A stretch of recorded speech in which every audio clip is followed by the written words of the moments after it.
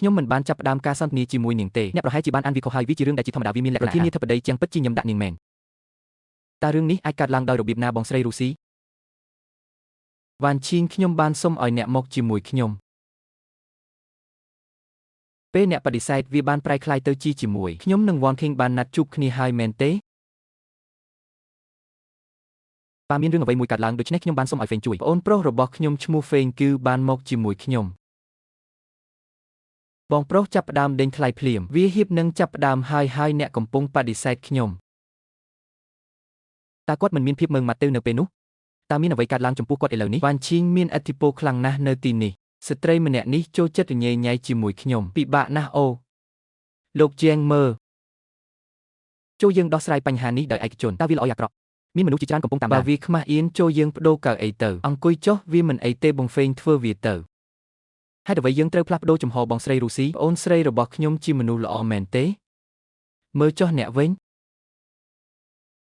តើនាងមើលទៅភ័យព្រោះនាងខ្លាចមែនទេខ្ញុំនឹងមិនខ្លាចជាបងស្រីច្បងទេប្រសិនបើខ្ញុំស៊ីអ្នកខ្ញុំគិតថាអ្នកកំពុងព្យាយាមយកខ្ញុំទៅឆ្ងាយអូលោកជាងខ្ញុំបានញ៉ាំវាហើយខ្ញុំមិននឹកស្មានថាអ្នកនឹងមកជួបផ្ទាល់ទេសូមអញ្ជើញមកដេញថ្លៃនេះហើយទូរស័ព្ទមកខ្ញុំនេះមិនសមរម្យសម្រាប់រស់សាយទេស៊ីរ៉ូស៊ីត្រូវហើយបងស្រីស៊ីអ្នកកុំមកចូលរួមការដេញថ្លៃដោយផ្ទាល់ថ្ងៃនេះមានអ្វីនាំអ្នកមកទីនេះខ្ញុំបាននឹកថាការដេញថ្លៃនេះមានរយៈពេលប្រហែលវាជាកំណប់ទ្រព្យផ្ដាច់ខាតជាការពិតណាស់ខ្ញុំមិនអាចខកខានស្នាដៃដ៏អស្ចារ្យនេះបានទេកំណប់ទ្រព្យដែលខ្ញុំកំពុងនិយាយអំពីមិនមែនជាភាគខាងលិចរបស់ខ្ញុំទេនំបញ្ចុកជើស៊ូអាចធ្វើរូស៊ី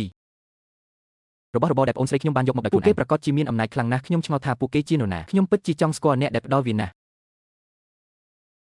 ការធានារ៉ាប់រងសុខភាពរបស់អ្នកមានឥទ្ធិពលខ្លាំងណាស់សម្រាប់មួយរយៈតើលោកអ្នកអាចមើលរបស់របរមុនពេលដេញថ្លៃបានទេវត្ថុនេះត្រូវការផ្ទៀងផ្ទាត់វាគឺជាភាពប្លែកដែលមិនអាចប្រៀបផ្ទឹមបានដែលទាមទារដោយធម្មជាតិព័ត៌មានលម្អិតបន្ថែមនេះគឺ1 លានគាត់ក៏នឹងបង់បុកលៀបធានារ៉ាប់រងសុខភាពរបស់អ្នកផងដែរធានារ៉ាប់រងសុខភាពហាលោកជាងមើលអ្នកផងបើមនុស្សម្នាក់នេះពិតជាមានសមត្ថភាពមែននោះខ្ញុំមិនអ្នកចិត្តល្អពេកហើយចូលមកអង្គុយចុះសូមអង្គុយចុះតោះចាប់ផ្ដើមទាំងអស់គ្នា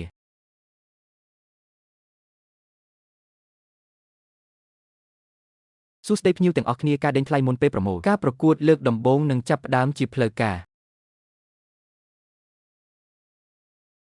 អត្ថាធិប្បាយបែបទេសឌីរីជវងមីងលើសັບស្លាប់100តម្លៃដេញថ្លៃសម្រាប់រូបភាពគឺ1 លាន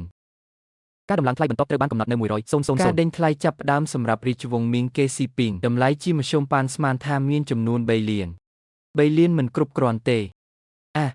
គំនូសូត្រពីរីជវងមីងដើម្បីរក្សាពណ៌ស្រស់ឆើតឆាយបែបនេះខ្ញុំដេញថ្លៃ150 12,002 250 12.5 លានដង5 លាន2ដង300 500,000 ទៅ3 500,000បងស្រីរស់សាយអ្នកគ្រាន់តែស្រែកដាក់ខ្ញុំអ្នកមិនមាននៅក្នុងវិជ្ជានុក្រមរបស់ខ្ញុំទេបើអ្នកចូលចិត្តថែរក្សាខ្ញុំហើយឲ្យតម្លៃខ្ញុំគ្រប់គ្រាន់នោះតើវាពិតជាសម្រាប់ប៉ាមែនទេអរគុណបងស្រីរូស៊ីនឹងរឿងនេះផងដែរតើវាបន្ថែម350ទេ3 លាន 5 សែនតើក្នុងមួយដង3 លាន 5 សែន3 ដងសូមអបអរសាទរលោកជាងក្នុងឱកាសខួបកំណើតគម្រប់840ឆ្នាំហើយអ្វីបានជាប្រធានាធិបតីជាងប្រើប្រាស់អ្វីមួយហួសពីទីក្រុងវាមានតម្លៃក្នុងការដេញថ្លៃលើគំនូនេះវាប្រភេទពេកខ្ញុំចូលចិត្តពណ៌នេះហេតុផលមិនសំខាន់ទេជាការពិតណាស់មិនមែនទេវាគ្រាន់តែថាវត្ថុដែលខ្ញុំចូលចិត្តនិងមនុស្សដែលខ្ញុំចូលចិត្តក៏ការមិនចងគំនុំមិនមែនគ្រាន់តែអំពីរឿងនោះទេរឿងដែលនេះកើតឡើងចំពោះមនុស្សដែលខ្ញុំចូលចិត្តពិតជាមានមនុស្សដែលមានចិត្តស្អប់ខ្ពើមមែននាយកប្រតិបត្តិស្ត្រីដែលមានឥទ្ធិពលដែលឲ្យតម្លៃលើគឺកាត់ទី2ចូលយើងពិនិត្យមើលរបស់របរទី2មែនហើយវាមកពីរីជវងសុងកញ្ចប់ការ Yellen Peng Show ទទួលយកដំណើរការភីនធរួមបញ្ចូលគ្នានៅសញ្ញាមាសនិងប្រាក់បំណែកដ៏កម្រមួយត្រូវបានបញ្ចូលនៅខាងក្រោយកញ្ចក់តម្លៃចាប់ផ្ដើមដ៏ល្អ2 លានចុះរឿងនេះវិញរីជវងសុងជីលីនពីងទូកញ្ចក់អានសៀវភៅមានតម្លៃ5 លានលំនាំ3វិមាត្រចំនួន5 លានផ្ទៃកញ្ចក់មានស្នាមជ្រេះប៉ុន្តែរូបរាងបែបស្រុកស្រែរបស់វាពិតជាកម្រមានណាស់ខ្ញុំចូលចិត្តរឿងនេះប៉ុន្តែខ្ញុំមិនចាប់អារម្មណ៍នឹងវាទេក្មេងស្រីម្នាក់ដែលមានអារម្មណ៍ឆេវឆាវម្លេះខ្ញុំមិនគួរចូលរួមក្នុងគំនិតរបស់អ្នកទេបងហ្វេងអ្នកនឹងរូតើបងស្រីស៊ីកំពុងនិយាយអំពីអ្វីអូយគ្មានអ្វីខុសទេនេះស៊ីហ្វូមីរបស់ខ្ញុំ ជើងកាមេរ៉ាសម្រិតជាមួយអក្សរ Quillen ហើយអ្វីបានជានៅតែមានកុំស៊ីវតែច្រើនម្លេះលោកម្ចាស់លេខចាប់ឆ្នោត3លាន14លោក4លាន